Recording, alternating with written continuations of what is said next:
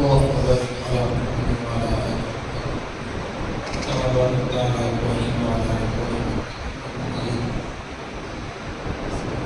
نحمده ونصلي على رسوله الكريم أما بعد أعوذ بالله من الشيطان الرجيم بسم الله الرحمن الرحيم يا أيها الذين آمنوا اتقوا الله حق تقاته ولا تموتن إلا وأنتم مسلمون وقال تعالى أم كنتم شهداء إذ حضر يعقوب الموت إذ قال لبنيه ما تعبدون من بعدي قالوا نعبد إلهك وإله آبائك إبراهيم وإسماعيل وإسحاق إلها واحدا ونحن له مسلمون وقال تعالى فتقبلها ربها بقبول حسن وأنبتها نباتا حسنا كلما دخل عليها زكريا المحراب وجد عندها رزقا قال يا مريم أنى لك هذا قالت هو من عند الله إن الله يرزق من يشاء بغير حساب وقال تعالى قل يا أيها الناس إني رسول الله إليكم جميعا صدق الله العظيم وصدق رسوله النبي الكريم ونحن على ذلك لمن الشاهدين والشاكرين والحمد لله رب العالمين. بزرگان محترم اور عزیز دوستو، مسلمان صرف دنیا میں زندگی کو پیش نظر رکھ کر نہیں جیتا ہے، بلکہ اس کا مطمئن نظر، اس کا ہدف، اس کا ٹارگیٹ آخرت ہے۔ دنیا میں تو بہت سی مخلوق جاندار ہیں جو بہت سی وہی مصروفیات رکھتی ہیں جو انسان کے اندر بشری تقاضے ہیں، مثلا کھانا پینا، اس میں بھی اپنا چارہ کھانا چونا عمدہ پسند کرنا، اسی طریقے سے ازدواجی تعلقات، رہن سہن، رہائش، اپنے اپنے اعتبار سے بہت سی مخلوقات ہوتی تھیں، لیکن ان کو شرعی احکام کا مکلف نہیں بنایا ہے۔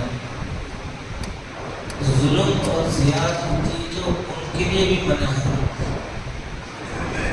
انسان کے علاوہ دوسری مخلوقات، ان کے لیے بھی اجازت نہیں کہ وہ ایک دوسرے پر ظلم کریں۔ چنانچہ میدان حشر میں کل قیامت میں وہ بکری سینگ والی، جس میں بے سینگ والی بکری ہو، تو اس سے اس کا بدلہ دلوایا جائے گا۔ اس کے بعد ان کو مٹی نہ دیا جائے گا۔ مثال کے طور پر حدیث میں ایک سینگ والی بکری اور بے سینگ والی بکری کا ذکر ہے۔ ظلم اور زیادتی تو دوسری مخلوقات بھی نہیں کر سکتی، لیکن شریعت کے احکام ان پر لاگو نہیں ہوتے۔ یہ انسان اور جنات ہیں جن کے لیے شریعت کے احکام، چنانچہ ان سے مطالبہ ہے وَمَا خَلَقْتُ الْجِنَّ وَالْإِنسَ إِلَّا لِيَعْبُدُونِ۔ اللہ تعالیٰ فرماتا ہے کہ ہم نے انسانوں کو اور جنات کو صرف اور صرف عبادت ہی کے لیے پیدا کیا ہے۔ دو چیزیں رکھی ہیں اس کے اندر، فسق و فجور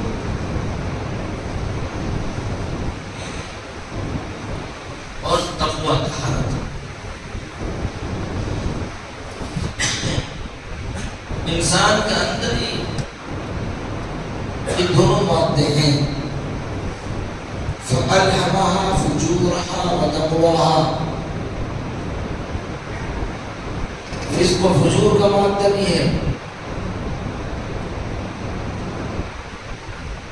اور وہ اس کی زینت میں رکھ کر حکم دیا کہ اس سے تجھے بچنا ہے۔ تقویٰ اور طہارت یہ بھی اس کے خمیر میں ہے، حکم یہ دیا اس کو حاصل کرنا ہے، اس کے ساتھ چلنا ہے، اس کے ساتھ جینا ہے۔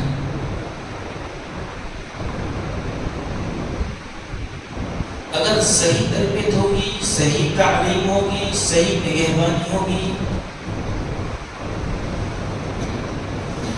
قرآن و سنت کے احکام کے مطابق زندگی گزاری جائے گی، تو اس کے اندر تقویٰ طہارت آئے گا، اللہ کی فرمانبرداری آئے گی۔ تعلیم صحیح نہیں، تربیت صحیح نہیں، نگرانی صحیح نہیں، تو فسق و فجور بغیر کسی محنت کے پیدا ہو جائے گا۔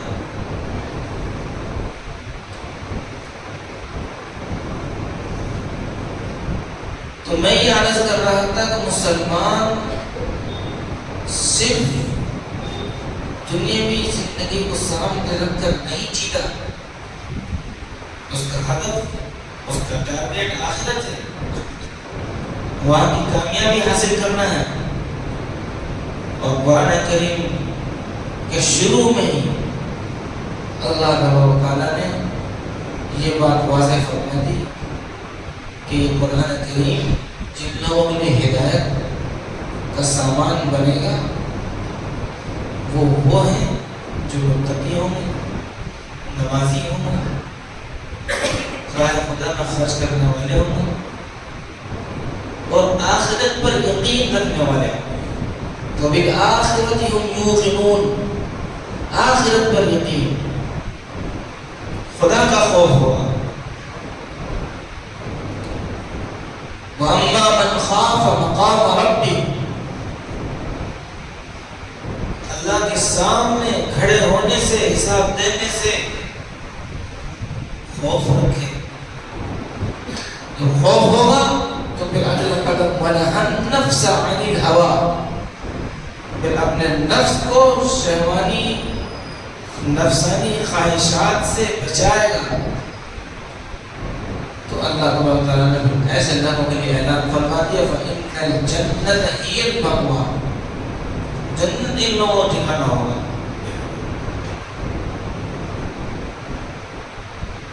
اور اگر مسئلہ یہ نہیں ہے،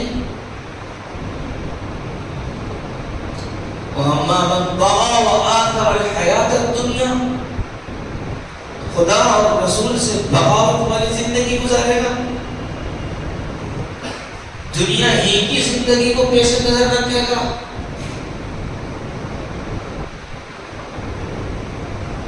پھر اس کا ٹھکانہ دوزخ ہوگا۔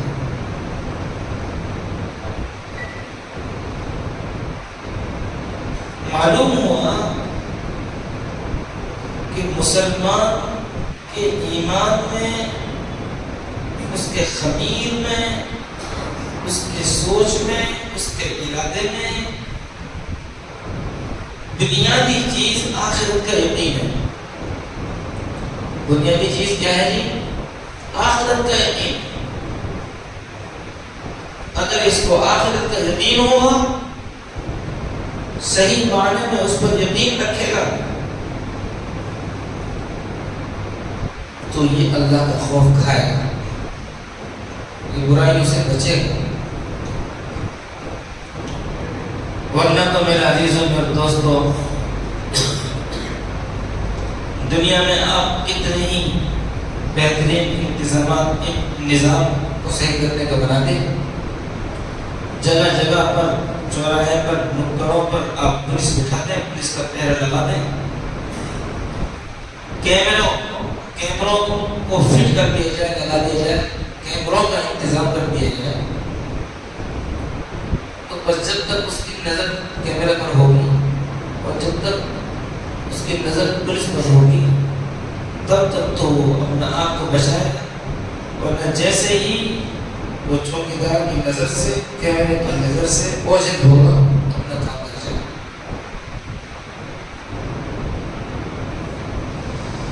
لا الہ الا اللہ۔ سارے دین کا خلاصہ، سارے عقیدوں کا خلاصہ اگر آپ نکالیں گے تو توحید، رسالت، آخرت۔ توحید، رسالت، آخرت، اللہ کو ہی ایک ماننا، صرف اور صرف اللہ ہی کی عبادت کرنا، اسی کو مسجود اور اسی کو معبود ماننا، اللہ کے بھیجے ہوئے تمام انبیاء کو برحق ماننا، رسالت، اور مرنے کے بعد دوبارہ زندہ ہو کر خدا کے سامنے حاضر ہونا، آخرت۔ ان تینوں یقینوں کے بغیر ایمان حاصل نہیں ہو سکتا، وہ مومن ہی نہیں۔ مومن ہونے کے لیے کم سے کم ادنا سے ادنا یہ تینوں عقیدوں کا ماننا، اس کے اوپر ضروری ہے، توحید، رسالت، آخرت۔ اللہ کا خوف ہوگا، آخرت کا یقین ہوگا، غلط علم سے بچے۔ ان چند تمہیدی بات کے بعد کل سے بہت سے لوگوں نے ایک میسج کیا، کئی لوگوں نے فون کیا، آپ جس علاقے میں رہتے ہیں اس علاقے میں لڑکیوں کے تعلق سے بہت زیادہ بیدار روی ہو رہی ہے، آپ ہم سے زیادہ جانتے ہیں۔ افسوس کے سوا کیا کیا جا سکتا ہے؟ لیکن میں یہ کہا کرتا ہوں، یہ چشم پوشی جو ہم نے کی شروع سے، یہ اس کا نتیجہ ہے۔ چشم پوشی کرنا بھی جرم ہے۔ دین کے کام کرنے کے لیے، اسلام کی خدمت کے لیے اللہ نے دونوں حکم دیے، امر بالمعروف نہی عن المنکر۔ اچھائیوں کا حکم کرو، برائیوں سے روکو۔ اچھائیوں کا حکم کرو، برائیوں سے روکو۔ ہم نے کسی درجے میں یہ تو لیا کہ اچھائیوں کا حکم کریں، لیکن برائیوں سے روکنا یہ ہمارے مزاج میں ہی نہیں رہا۔ اور اگر کوئی آدمی اسی قوم میں سے کھڑا ہوتا ہے اور ناجائز کو ناجائز کہتا ہے، جائز کو جائز کہتا ہے، حلال کو حلال کہتا ہے، حرام کو حرام کہتا ہے، تو اس کو اچھوت بنا دیا جاتا ہے، اس سے تعلقات توڑے جاتے ہیں، اس کے خلاف پروپیگنڈے کیے جاتے ہیں۔ کیوں؟ کہ وبا عام ہے، ان ناجائز چیزوں میں بہت سے لوگ مبتلا ہیں۔ جب بھی کوئی کھڑا ہو یہ کہے گا کہ یہ عمل ناجائز ہے، چونکہ یہ متکبر ہے، اس کے دل میں تکبر ہے، حق کو قبول کرنے کی صلاحیت نہیں ہے، وہ یہ نہیں کہتا کہ یہ دین کے خاطر، اسلام کے خاطر ناجائز کو ناجائز، حرام کو حرام کہہ رہا ہے، بلکہ وہ کہتا ہے یہ تو مجھے ٹارگیٹ بنا کر کہا جا رہا ہے۔ ارے بھائی، قرآن نے چوری کرنے سے روکا ہے، اور قرآن کی آیت پڑھ کر سنایا جائے کہ چوری کرنا جائز نہیں ہے، تو کیا چوروں کو یہ حق بنتا ہے کہ وہ معاملہ بچائے کہ صاحب چوروں کے خلاف کیوں بولا جا رہا ہے؟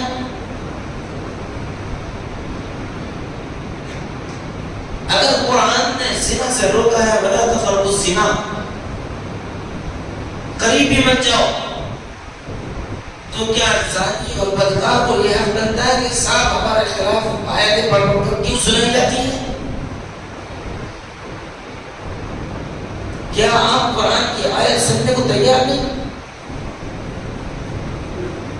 اگر قرآن کا یہ حکم ہے کہ پردہ فرض ہے، یا ایھا النبی قل لازواجک وبناتک ونساء المؤمنین یدنین علیہن من جلابیبہن، کی آیت پڑھ کر سنایا جائے کہ پردہ فرض ہے، تو بے پردگی کا ماحول والے لوگ، مردوں اور عورتوں کو ایک ساتھ کھانا کرنے والے لوگ، کھانا کھلانے والے لوگ، مردوں اور عورتوں کو ایک ساتھ پڑھنے کا انتظام کرنے والے لوگ، بے پردہ سجا دھجا کر عورتوں کو بازاروں میں دعوتوں میں گھمانے والے لوگ، کیا ان کو یہ حق بنتا ہے کہ قرآن کی اس آیت کے خلاف آواز اٹھائے کہ یہ مفتی صاحب، یہ مولوی صاحب، یہ امام صاحب پردے کو بری کیوں بات کرتے ہیں؟ چشم پوشی کی گئی، ہم نے پہلے چشم پوشی کی ہے، برائیوں سے نہیں روکا تو پانی سر سے اوپر گیا ہے، پہلا واقعہ نہیں ہے۔ آج جو آپ واٹس ایپ کر کہتے ہیں کہ امام صاحب اس پر کچھ کہیے گا، یہ ہم سب کی غلطی ہے۔ کیا آج یہ کام ہو رہا ہے؟ پہلے نہیں ہوتا تھا؟ یہ تو واٹس ایپ کی وجہ سے وائرل ٹھگ ہو رہا ہے اور بڑھ رہا ہے، ورنہ ان کے دودھ کا واقعات پہلے بھی تھے، آپ سے 15 سال پہلے یہی اطراف کا واقعہ ہے۔ باقاعدہ شادی کارڈ چھپوا کر غیر مسلم کے ساتھ شادی کی گئی اور لوگوں نے ان کے یہاں شرکت ہو کر کھایا۔ میں نے خود جا کر کسی سے بات کی تھی، کسی ایک آدمی کو ساتھ لے کر کہ یہ تمہارا تعلق والے ہیں، ذرا ان کے یہاں شادی میں شرکت کرنے سے لوگوں کو منع کرو۔ جب بھی نہیں مانا ہے، جب بھی کرے گا تعلقات سے جائیں گے، ماننا والا تب بھی نہیں مانے گا تو تعلقات سے بھی جائے گا۔ میں کہ ایک طرف خدا رسول ہے، دوسری طرف اس کی باقی قوم ہے، آپ دونوں میں سے کسی ایک سے تعلق توڑیں گے، کیا آپ خدا رسول سے تعلق توڑیں؟ کیوں برائیوں سے نہیں روکا اور کیوں ان بڑے بڑے جرموں سے آنکھوں کو بند کیا گیا؟ گرامی قدر بزرگوں دوستو، یہ کوئی چیز نہیں ہے صاحب، ہمارا گھر کا ماحول تو ایسا ہے، ہمیں نگرانی کی ضرورت نہیں ہے۔ آپ لاؤ بی بی مریم سے زیادہ کوئی پاکیزہ عورت، آج کے دور میں دکھاؤ کوئی بی بی مریم کے برابر کوئی عورت جو نبی کی ماں ہے، نبی کی ماں ہے، اتنی برگزیدہ شخصیت، اتنے بڑے اللہ کے ولی جن کے نام پر قرآن میں سورہ آل عمران،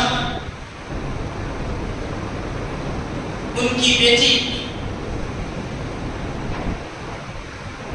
اور ایک چیز اور ہے کہ جنت میں ان کا نکاح حضور پاک صلی اللہ علیہ وسلم سے ہونے والا ہے۔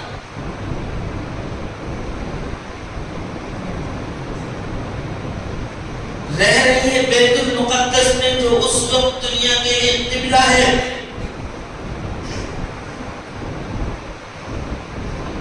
اور اس مسجد کے مخصوص خاص حصہ محراب میں اعتکاف میں ہے۔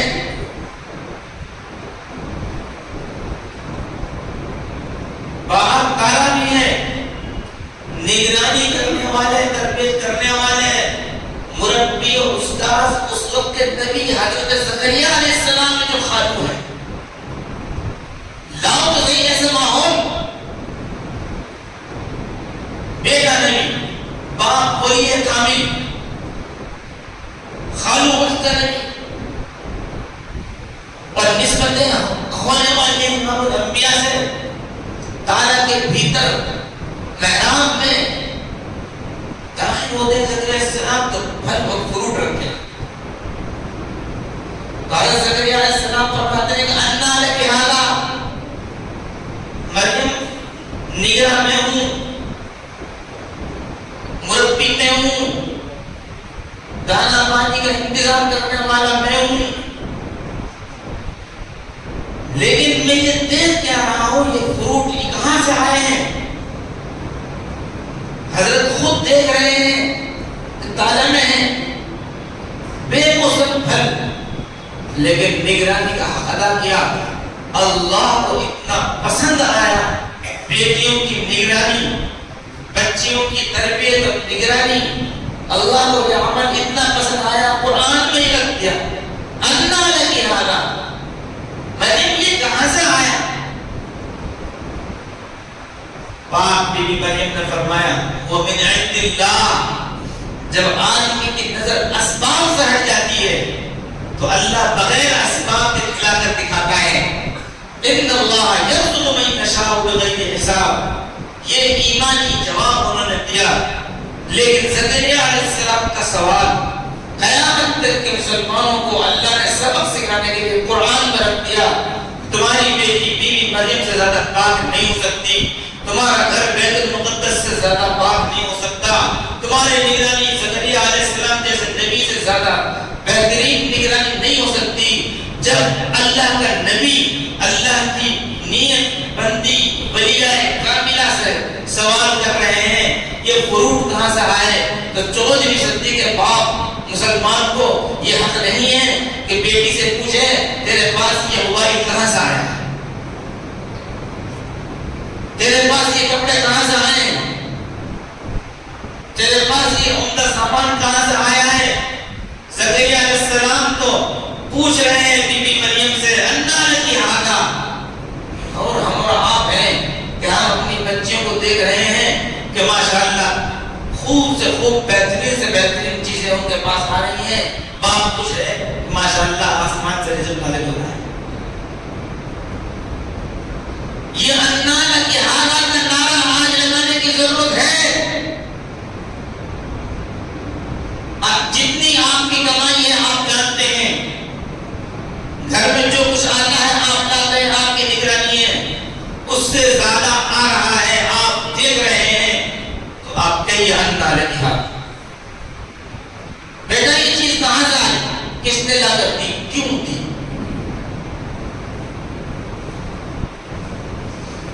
بہت سارے اسباب ہیں. مصیبت تو یہ ہے کہ مستقل بیٹھ کر سننے کے لیے آپ بھی تیار نہیں. ہمارے پاس وقت نہیں. کیا اب بھی وہ وقت نہیں آیا کہ ہم غور کریں، سر جوڑ کر بیٹھیں کہ دنیا میں ہم بے رسوا کیوں ہو رہے ہیں، اسباب کیا ہیں، وجوہات کیا ہیں. علماء برسوں سے سیکھ رہے ہیں، لکھ رہے ہیں، کہہ رہے ہیں. بات تو اس لیے کہ ہم سنی انسنی کر جاتے ہیں. مستقل پوائنٹ لکھیے اور غور کیجیے. پوری قوم کو صحیح معنی میں غور کرنے کی ضرورت ہے، فکر کرنے کی ضرورت ہے. ورنہ یہ مت سوچیے آج آپ دوسرے گھر میں لگی ہے، یہ آگ بڑھتے بڑھتے ہمارا روم لے سکتے ہیں. اور پھر ہمارے دماغ میں یہ بات آئی کیوں کہ وہ مسلمان بھائی دوسرا ہے. اللہ کے نبی تو سب مسلمانوں کو یکجان یکقائی کی سوچ دے کر گئے. مثال بھی ہے جسم میں کہیں بھی درد ہو تو پورا جسم پریشان ہوتا ہے.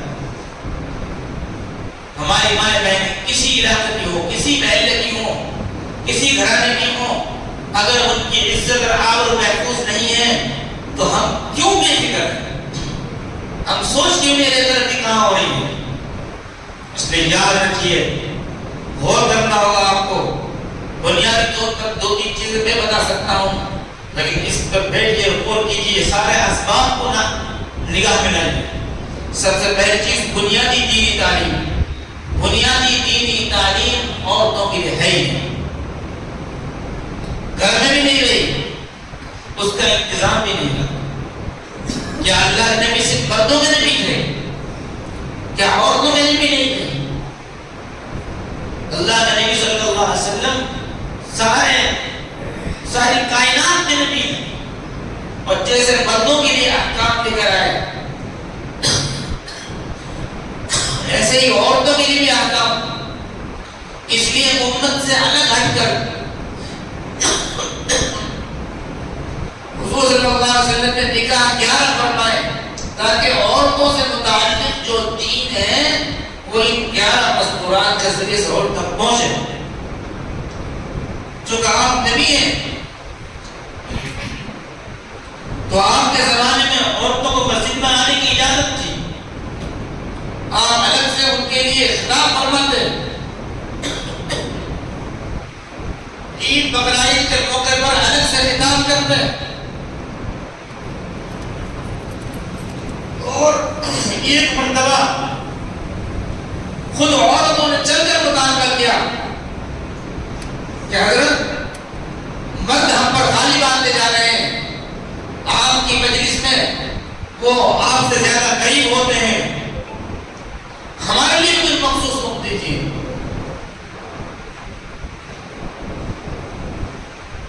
تو آپ صلی اللہ علیہ وسلم نے جمعرات کا دن مستقل رکھا عورتوں میں خطاب کرنے کا۔ آپ کے دنیا سے تشریف لے جانے کے بعد حالات کے پیش نظر مستورات کو مسجدوں سے روک دیا گیا، وہ ایک انتظامی ضرورت تھی، اس کی طرف خود حضور نے اشارہ فرما دیا تھا، عورتوں کی نماز وہ بہتر ہے جو گھر میں ادا کی جائے، لیکن اس کا مطلب یہ تو نہیں کہ عورتوں کو تعلیم کا حصہ نہ بنایا جائے، ان کو دین کی تعلیم نہ دی جائے۔ آج آپ دیکھیے مسجد میں روزانہ کی جو تعلیم مردوں کے لیے، جمعہ کا بیان مردوں کے لیے، عید بقرعید کا بیان مردوں کے لیے، جلسے اجتماعات مردوں کے لیے، ہم نے کیوں اچھوت بنا دیا عورتوں کو؟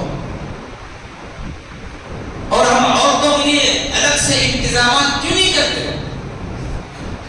ہاں، مختلف تنظیمیں، مختلف جماعتیں اپنے اپنے طور پر اپنے شیڈول کے مطابق کرتی ہیں، میں کسی کا نام نہیں لیتا کسی تنظیم کا، لیکن وہ اپنی تنظیم کے پیش نظر مختصر کر پاتے ہیں اس چیز میں، جیسے جمعہ کا بیان کسی ایک تنظیم کا نہیں، کسی ایک جماعت کا نہیں، کسی ایک فرقہ کا نہیں، اس طرح عورتوں کے جوڑ، عورتوں کے لیے بیانات کے انتظامات بغیر کسی تنظیم کے اجتماعی طور پر ہونے چاہیے تاکہ سب فائدہ اٹھائیں۔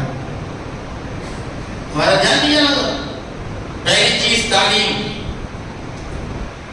دوسری چیز تربیت کا یہ حال ہے، اللہ معاف فرمائے، ہم دوسرے کو جب کہیں پردہ میں بیٹھ، ہم نے خود لگا رکھا اپنے گھر میں، جب ان کو بتلایا جائے کہ پردہ فرض ہے تو سمجھتے ہیں کہ مولویوں کے لیے، ساری دنیا جا رہی ہے روڈ سے نکل کر، کوئی عورت کسی سے پردہ، یہ مولوی نکلے گا خود بخود پردہ ہو جائے گا۔ وہ یہ سمجھا رکھا ہے کہ پردہ داڑھی والے سے،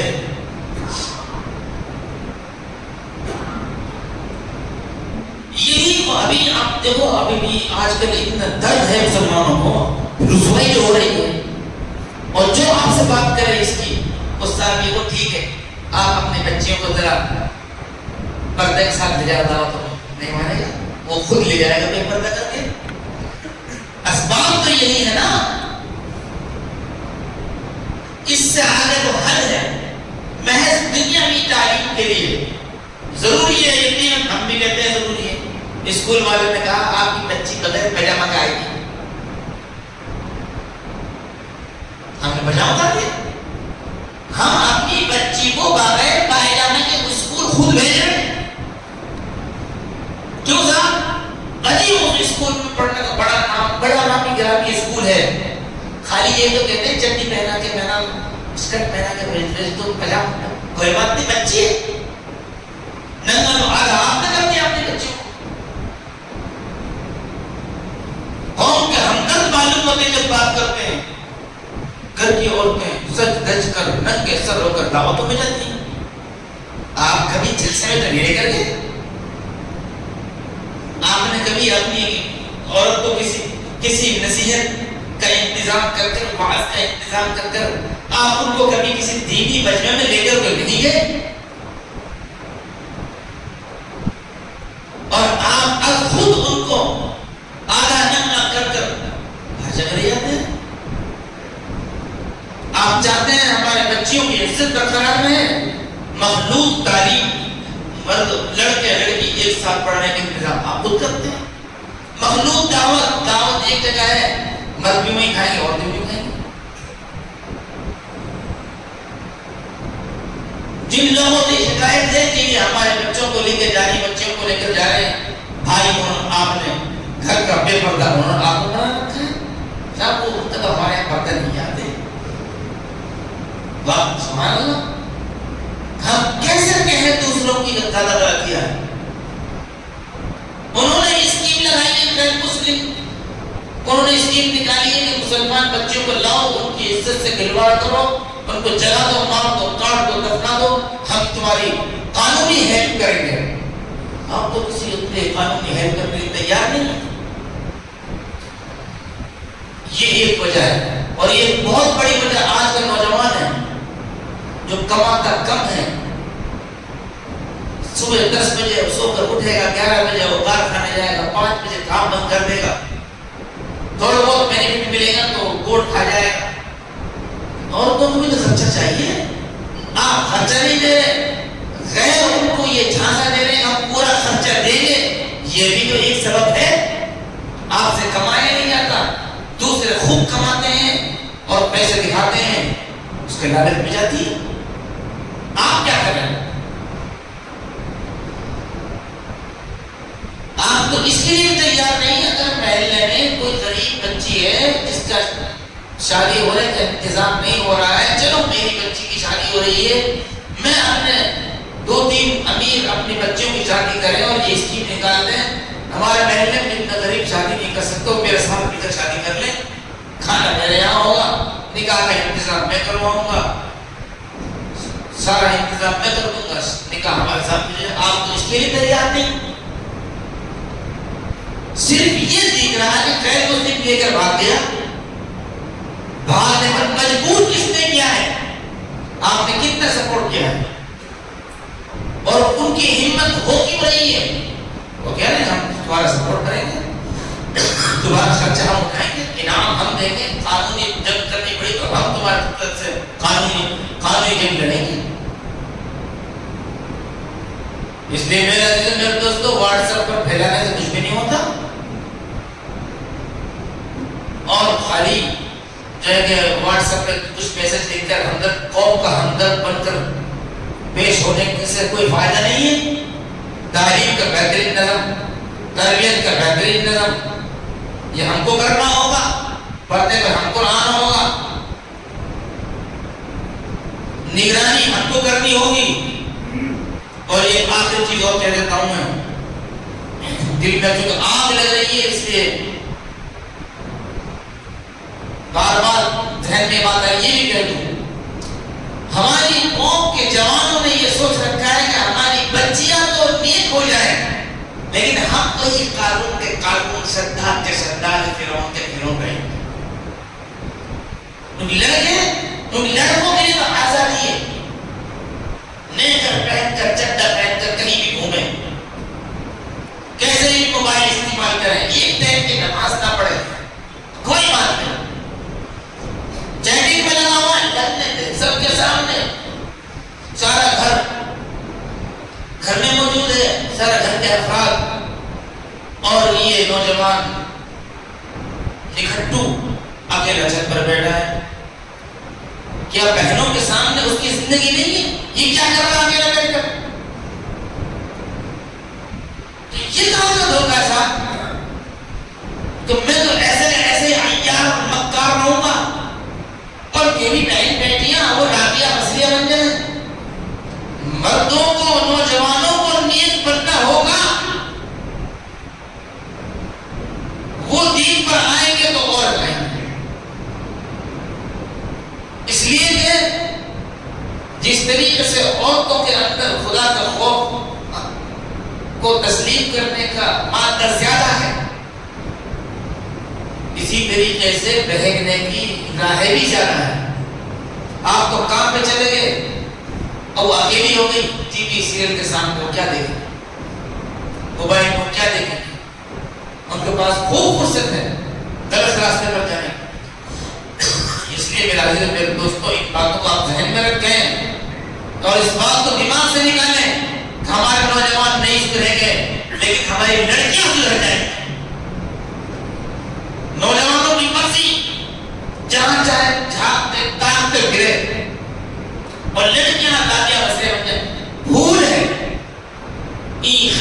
محالست الجنون، دیوانہ پن ہے یہ۔ آپ کو خود اپنی تربیت پیش کرنی ہوگی۔ آپ دوسروں کے بہن بیٹیوں کو جھانکتے تاکتے رہیں گے تو تمہاری بہن بیٹیاں کیسے محفوظ رہیں گی؟ اس لیے میرے عزیزو میرے دوستو، ساری چیزوں پر نگاہ رکھیں، کمی کہاں ہو رہی ہے دھیان رکھیں۔ اور ایک بات اور اخیر میں کہہ کر بات ختم کر دیتا ہوں کہ یوں بھی خامخواہ ویڈیو بنا کر وائرل کر، کوئی فائدہ نہیں وائرل کرنے سے، جھگڑے فساد ہو جاتے ہیں۔ معلوم ہوا کہ آپ نے جو ویڈیو بنائی ہے تو اسی کے آدھار پر اس کی بیس پر پولیس نے آپ ہی کے لوگوں کو پکڑ لیا، جو آپ کی عورتوں پر عزت پر حملہ کر رہا تھا، وہ قانونی داؤ پیچ کو جاننے کی وجہ سے وہ تو سیف اپنے گھر آزاد، اور آپ جو ہمدردی میں جذبات میں آ کر ریئیکشن پر اتر آئے، آپ کی ویڈیو آپ کے بھائی نے بنا کر وائرل کر دی، اسی کے ذریعے سے آپ کو گھر لے گئے۔ اس لیے اگر ضرورت ہے ویڈیو بنانے کی بنائیں، لیکن وائرل نہ کریں، اور قانون کو اپنے ہاتھ میں لڑیں۔ قانون دانی کے ساتھ آپ صحیح کام کریں، صحیح نگرانی کریں، لیکن فتنے کا مقابلہ ایسا نہ کریں کہ خود فتنہ بن جائے۔ خود فتنے کا مقابلہ ایسا نہ کریں کہ ہم خود ہی سے نہ رہیں۔ جذبات نہیں، عقل سے سوچیں۔ محض لڑائی جھگڑا مار پیٹ یہ کوئی چیز نہیں ہے، اصل چیز ہے اس بےگا روی کو روکنا، ختم کرنا۔ تو قانون کو ہاتھ میں نہ لیں اور اپنے لوگوں کو ثبوت پیش نہ کریں، اور یہ کام ایک جمعے کا بیان کا نہیں ہے، 10-20 سال اس پر کام کریں تو اگلی نسل محفوظ ہوگی۔ اور جو حالت ہماری آج ہے ہم اسی پر رہے تو اس سے برے حالات دیکھنے کے لیے ہم تیار ہیں۔ اللہ نے خود کہہ دیا ان اللہ لا یغیر ما بقوم حتی یغیروا ما بانفسہم، اللہ کسی قوم کی حالت اس وقت تک نہیں بدلتا جب تک وہ قوم خود اپنی اصلاح نہ کرے۔ اس لیے ہم کو چاہیے ہم اس پر دھیان دیں، توجہ دیں، ماحول کو سازگار کریں۔ 2 دن سے میں رات میں صرف 1 گھنٹے سو رہا ہوں، اس قدر باجا بجایا گیا کہ دیوانے چپ رہی تھی۔ کون لوگ ہیں بجانے؟ جن کی بیٹیاں بھاگ رہی ہیں، جن کی بیٹیاں غیر مسلموں کے ساتھ بھاگ رہی ہیں، وہ ماشاءاللہ ایسے رات کو زندہ کر جاگ کر گزار رہے ہیں کہ ابھی تو عید کے دکھ کے واقعات ہو رہے ہیں، ذرا واقعات زیادہ ہونے چاہیے۔ اتنی بے حیائی ہوتی ہے ایک شادی میں کہا کرتا ہوں الفاظ کمے ہیں لیکن حقیقت ہے، ایک شادی میں اتنی بے حیائی ہوتی ہے کہ 10-5 بچے بالغ ہو جاتے ہیں۔ سوئی نہیں پاتے، کیسے سوئیں گے؟ ہتھوڑے چل گئے۔ اس لیے اپنی اصلاح کی فکر کریں، خدا کے لیے اس غفلت سے باہر ہیں، ورنہ اس سے پورے دن دیکھنے پڑ سکتے ہیں۔ اللہ ہماری پوری قوم کی بہن بیٹیوں کی عزت کی حفاظت فرمائے۔ وآخر دعوانا